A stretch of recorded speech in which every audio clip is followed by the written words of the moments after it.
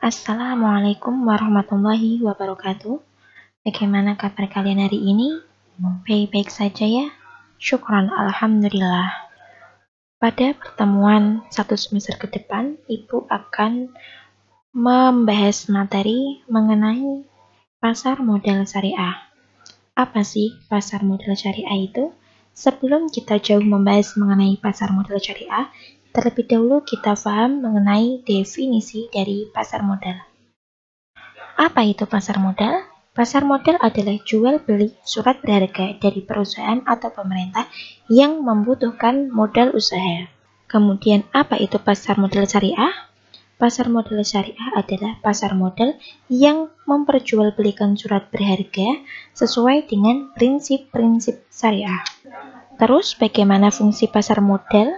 Fungsi pasar modal yaitu sebagai sumber pendanaan bagi usahanya melalui penerbitan efek atau surat berharga, dan sebagai sarana investasi bagi investor. Nah, pasar modal syariah sifatnya universal, dikarenakan dia dapat dimanfaatkan oleh siapa saja, tidak pandang ras, suku, agama, atau apapun. Semuanya bisa berinvestasi di pasar modal syariah. Nah, apa sih bedanya dengan pasar modal dengan pasar tradisional? Semuanya hampir sama. Yang berbeda hanyalah tempat dan teknisnya. Dalam pasar tradisional ada pembeli, penjual, pedagang, barang, pengelola pasar, supplier, tawar-menawar, harga, dan pasar. Sedangkan di pasar modal ada investor pembeli, investor jual, perusahaan efek, efek atau sekuritas, OJK dan SRO, emiten, indeks harga, dan BEI. Ada juga tawar-menawar di pasar modal. Perbedaan yang paling mencolok di antara pasar modal dan pasar tradisional adalah tempatnya dan sistem juga teknisnya. Kalau di pasar tradisional semuanya serba di tempat, membayar, membeli di tempat. Sedangkan kalau di pasar modal semuanya berupa elektronik. Kemudian, apa sih definisi dari pasar modal? Selain yang sudah saya sampaikan dari awal tadi, pasar modal atau capital market adalah pasar untuk berbagai instrumen keuangan jangka panjang yang bisa diperjualbelikan baik dalam bentuk utang, yaitu obligasi, maupun modal sendiri, yaitu saham. Ini sudah diatur pada Undang-Undang Nomor 8 Tahun 1995 tentang Undang-Undang Pasar Modal atau UU-PM. Nah, bagaimana sih perusahaan yang masuk pada pasar modal syariah? Perusahaan yang bisa masuk pada pasar modal syariah yang pertama yaitu dalam aktivitas perusahaannya dia mendeklarasikan sebagai perusahaan yang syariah dan aktif dalam bidang syariah, baik dalam kegiatan produksinya maupun dalam laporan anggaran dasarnya. Yang kedua yaitu perusahaan yang tidak menyatakan sebagai perusahaan syariah dalam kegiatannya, tetapi memenuhi kriteria syariah dan diterima OJK atau DES, yaitu Daftar Efek Syariah.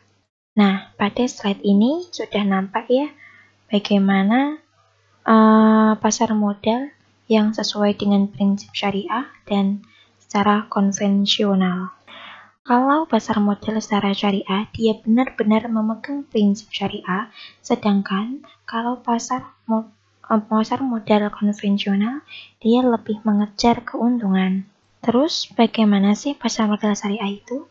Pasar modal syariah yaitu seluruh aktivitas di pasar modal yang memenuhi prinsip-prinsip Islam tadi yang sudah saya sampaikan dari awal. Nah, ini ada dua faktor utama yang membentuk pasar modal, yaitu pasar modal dan prinsip di dalam pasar modal.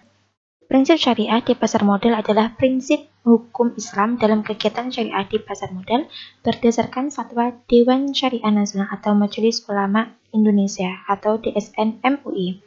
sepanjang fatwa dimaksud tidak bertentangan dengan peraturan otoritas jasa keuangan tentang penerapan prinsip syariah di pasar modal atau peraturan otoritas jasa keuangan lainnya yang didasarkan pada fatwa DSN MUI. Kemudian apa sih prinsip Islam di dalam pasar modal? Nah, prinsip Islam di dalam pasar modal ada 5. 5 larangan ini tidak boleh ada dalam perusahaan yang mendeklarasikan sebagai pasar modal syariah.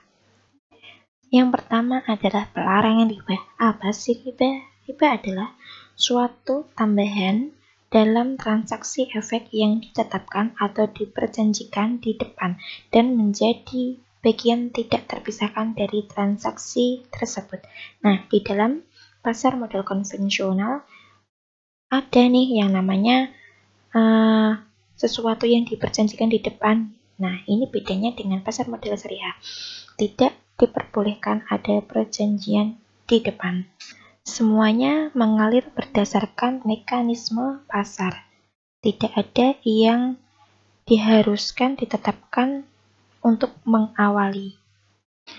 Yang kedua adalah larangan gharar. Apa sih gharar itu? Gharar adalah ketidakpastian, ketidakjelasan atau ambiguitas. Nah, gharar ini adalah ketidakpastian dalam suatu akad, baik mengenai kualitas, kuantitas, dan waktu penyerahan objek akad. Apa sih maisir dan qimar itu? Maisir dan qimar itu adalah judi.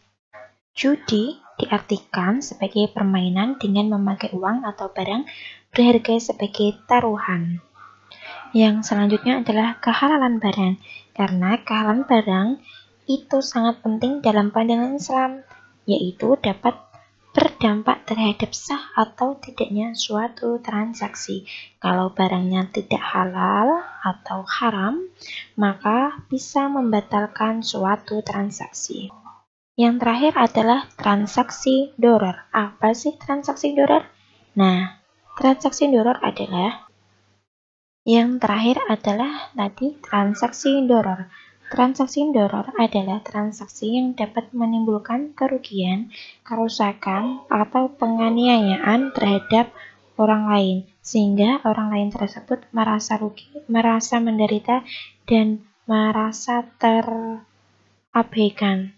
Nah, dari prinsip Islam ini yang harus dijaga oleh perusahaan dan oleh investor agar mencapai kemaslahatan dan mencapai tujuan yang diharapkan, yaitu falah, kebahagiaan di dunia dan kebahagiaan di akhirat. Tidak ada saling menjatuhkan, tidak ada saling merugikan, tetapi semuanya sudah ikhlas, sudah menerima, dan tujuannya yaitu saling memahami, saling menerima, dan keuntungannya didapatkan bukan hanya keuntungan di dunia, tapi juga keuntungan di akhirat. Demikian yang dapat Ibu sampaikan. Terima kasih atas perhatiannya. Wassalamualaikum warahmatullahi wabarakatuh.